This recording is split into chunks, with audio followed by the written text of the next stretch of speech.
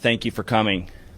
This week, 9 individuals, including well-known musical artists, kidnapped and robbed at gunpoint numerous victims at a music studio in Dallas, Texas. 8 of the 9 were arrested yesterday in Dallas, Memphis, and Nashville.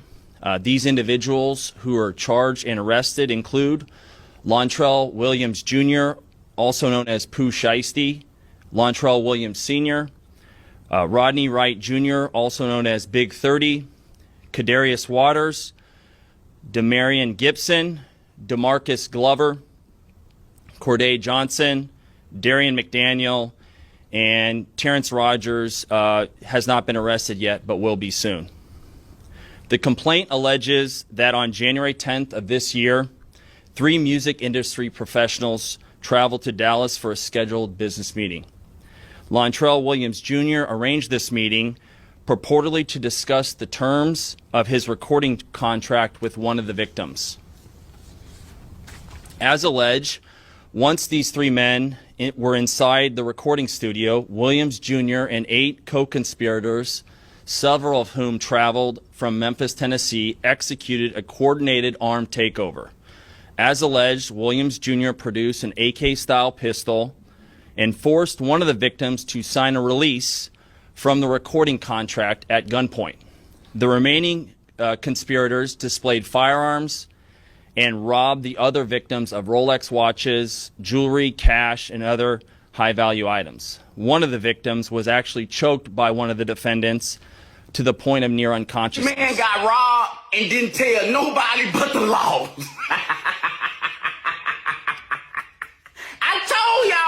I told y'all, man, people who are paying taxes and law-abiding citizens, man, ain't nobody trying to hear that. Pooh Shiesty, Big 30, come here. This head robbing people, trying to get this head.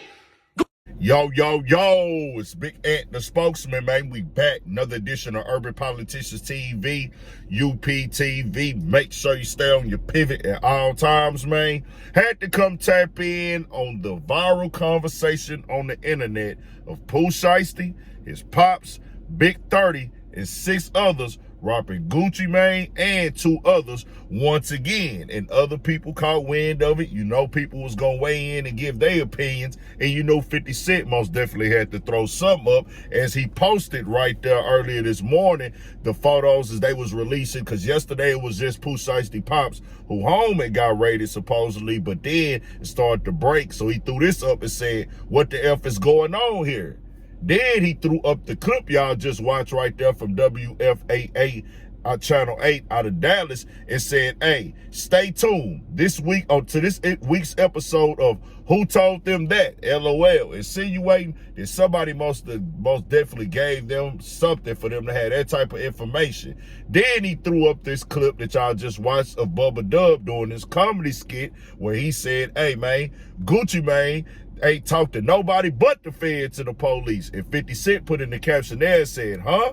I'm going back to sleep. Call me when this ish is over. As in what is really going on is wild right now. This is a very, very crazy storyline and all. And we knew the conversation was going to come up. Who told what? And you knew that people was going to ask. And it was already in the comments on my post from earlier today. Did Gucci Mane tell? Is Gucci Mane gonna testify? Is Gucci Mane snitching? Is what we doing? What people finna say now? I knew that was gonna be the main priority after initially getting the case, and it was gonna be that. Then everybody was gonna know, was he telling? Now I keep it all the way 1,000 with y'all. I in no way, shape, form, and fashion looked at Gucci Mane like he wasn't gonna say nothing, wasn't expecting him to not say nothing, and wasn't thinking that he wasn't gonna say. I'm just keeping it 100. He a businessman. He feel like he a label exec. He a different age now. He did prison time. He got finesse, got played by his artist, somebody he thought he could trust, and it went all the way bad with the luck right there. As in, Gucci Mane comes from robbing. From what they say, Gucci Mane used to rob people. He's rapped about it, promoted it, glorified it, highlighted that life, and everything of the sort. So, on technical terms, business terms, executive terms, Nah, that's what you expect when you on that type of time and when it happened. But if you pledge a code to the streets and you still rap that, you still present that, you still want to be looked at as that, and you want to be seen and respected as that, you can't cooperate with the police. You can't give them no statements. And they have that paperwork on the internet now as they have released a federal complaint of this incident that went down.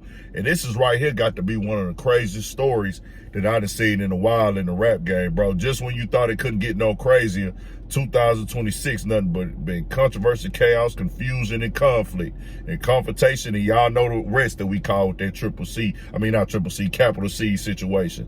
Pooh Shiesty, this is wild. I said it earlier, like I told y'all. I said that I wouldn't think that he would be this much of a crash dummy, and it is no way or a chance of cold day in hell that he would put it all on the line for this as that storyline came out. And the storylines kept changing, the rumors kept changing. There's like 100 different stories going around. So I said, bro, ain't no truth to this until I see it. I'm like, bro, ain't nobody finna come on here and report a crime something that happened, and ain't nobody been arrested for it yet. It's not finna be all over the internet. So I figured it's too good to be true. It's just a play for clicks and views all over the internet. Whoever was posting it, sharing it, whatever. Nah, feds say this is true. Everything down to the detail. You can go look it all up. Y'all feel how y'all want to feel about it. It's a dirty game. It's a cold game. And you know, Gucci Mane in a situation where, like, me and my bro BP was talking earlier, like, a lot of times it be people who do things in the streets. They live a certain lifestyle, they rob, they do it all. Then they able to transition, get a business, and walk away without any incidents. But sometimes it come back and it haunt you, and it's like you gotta wear what you've been pushing and promoting, and it's just like now people gonna be judging and looking like, what's this, what's that, or what we on? Man, I do not know, bro. This has got to be one of the biggest crash outs I've seen, because Pooh Shiesty's trajectory was too high. His future was promised, like it was gonna get there. You gotta fight that with a lawyer. This wasn't gonna work. I'm like, out of 9 people, couldn't nobody sit back and say, like, this is that? And then they got the pictures on the internet. They told on themselves, snitched on themselves. You do a meeting, he know it's you. You can't force nobody to sign no contract. It's not gonna hold up. And then, y'all see the white guy, you know he was gonna tell, like, what? It was no exit. It was no way that you was going to win in this one right here.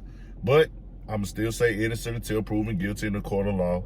But the feds said that they got it all, and they seen it all, and we'll see what happens, man. I got a new Patreon or not. We is talking about Ebro from Hot 97 complaining now because he can't get interviews. We had to go in on him, and we got some more coming. I'm going to do part 2 on that. Make sure y'all stay on your pivot, though. Tell me what y'all think. More coming.